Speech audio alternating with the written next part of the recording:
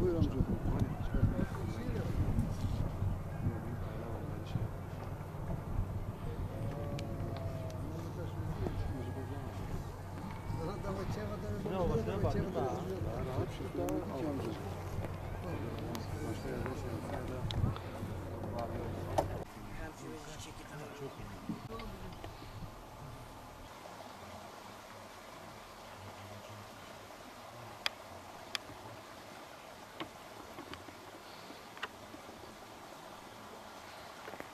Siirt Meydandere köy muhtarının tarihi net belli değil. 250 yıl önce bu Meydandere kurulmuş bir köy, o zamanda Şeyh Ali Türbesi vardır. Yani babamızda, dedemizde tarihi bilmiyoruz yani. Tarihi bize söylememişler. Ama bildiği göre çok eski bir tarihi bir Şeyh Ali burada var. O ağaç da tarihi bir ağaçtır. Yani ağacın belki 500 yıl önce bu ağaç burada olmuş, yani öyle bilgimiz var. Dinozor görünümüydü. Herkes gelip bunun fotoğrafını çekiyorlar. Her sene Eylül ayında Rumi hesabına göre Eylül'ün 1. hafta Perşembe günü köy komple, hatta dışarıda gelen var, burada bir ziyafet çekiyorlar. Herkes birer hayvan kesiyorlar. Bazı aylar var 2 tane, bazı aylar var 3 tane, nüfusa göre hayvan çekiyor, misafirlere göre hayvan kesiyoruz burada. Bu ziyafeti Şeyh Ali için, Allah'ın dostu olduğu için, onun için bu ziyafeti veriyoruz. Dedemizde, babamızda öyle biz görmüşüz. Onlar da veriyordu, biz de veriyoruz. Burada dualar ediliyor. Akşama kadar herkes yemeğinizi yapıyor, yemeğini yapıyorlar, yemeğini dağıtıyorlar. Dua ediyorlar. Akşam evine dönüyorlar. Yani Allah'ın dostu da cihat için buraya gelmiş. Eski Meydandere kurulduğu zaman bu meydandan adı vermişler. Meydandere, bu Şeyh Ali Türbesi Meydandere daha eski olduğu için o yüzden Meydandere adı vermişler. Hem dereden, bunun altında dere geçiyor, meydan dere diyorlar. O yüzden adı Meydandere. Dededen ta eski tarihten beri her zaman Eylül ayında biz gelip burada bir ziyafet çekiyoruz.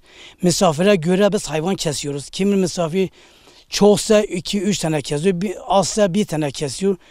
Tabii bizim yetkili kişiler Siirt'ten geliyorlar, valimiz, belediye başkanları, yani şu millet geliyor. Burada çok kalabalık oluyor. Eskiden millet az olduğu için burada bu meydanda öğlenden sonra herkes kendini evine ne pişirmişse getiriyor, buradan böyle sıra zincirleme gibi bir şey yapıyorduk. Hep beraber o yemek yedikten sonra Şeyh Ali Türbesi'ne geldiği zaman herkes kendine göre dua da ediyor. Yani eskide bazı kişiler onların çocuğu olmadığı için de hakikaten geliyorlar burada dua ediyorlar. Şu anda bazı çocuklar da oluyorsa o da Allah'ın tadıydı. Yani Allah'ın sevdiği kullardadır. Bir tane bizim çobanımız vardı. O şimdi rahmete gidiyor, o yaşlı. Dedi bir gün ben buradaydım. Cuma akşamı dedi böyle bir güzel, böyle bir aydınlık oldu. Bütün dünya karanlık idi böyle, hem oradan burada 2-3 kere böyle o fener gibi daha 1000 kat daha aydınlık böyle geliyordu. Ben de dua ettim, dedi ben burada çoban edim o akşam. Yani onun sırrı çok. 60 yıl önce köylü demişler ki bu çok masraflı oluyor. O zaman da katılık vardı, bir şey yoktu, gelip burada yiyecekler garibanlar demişler, ama biz bu sene gitmeyeceğiz o ziyafeti.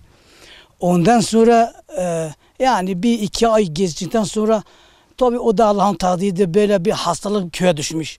Hatta 2-3 kişi de rahmete gitmişler o hastalıktan.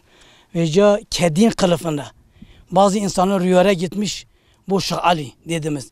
Demiş ki bu ziyafeti devam edin, yoksa bu felaket meydandan üzerinde kalacak. Gene ertesi gün herkes gelmişler burada, gene ziyafetin yorumluyor. Ondan sonra o felaket, o hastalık da meydandan üzerinde gitmiş. Biz böyle bu kadar biliyoruz. Yani ama eskiden böyle kitapla yazılı bir şeyimiz yok. Yani bir tarihimiz yok. Ama Bedirhan Bey'in zamanında de yani bu bizim meydandara kurulmuş. Burada büyük bir kaynak su altında geçiyor. Yani tabii herkes faydalanıp o suyla. Önce bir tane teke. Her geldiğinde teke gidiyor o mazalında o yaprakları yiyordu.